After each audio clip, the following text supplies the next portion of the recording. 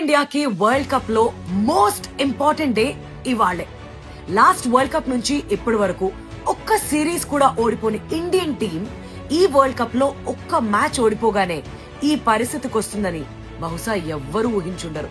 ఒకవేళ మన luck బాలేక West Indies south ఆఫ్రికాని ఓడించారనుకోండి, అప్పుడు ఇండియన్ టీం హిస్టరీలోనే కని విని ఎరుగినటువంటి ఒక కమ్బ్యాక్ ఇవ్వాల్సి వస్తుంది. Let me remind you something, cricket లో నథింగ్ ఇస్ ఇంపాసిబుల్.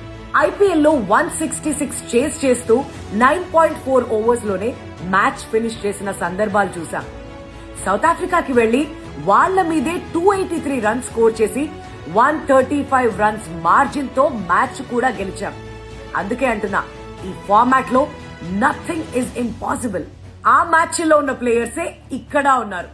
అదే అభిషేక్ శర్మ, అదే సంజు శాంసన్, అదే తిలక్ వర్మ, అదే హర్షదీప్ సింగ్, అదే వరుణ్ చక్రవర్తి.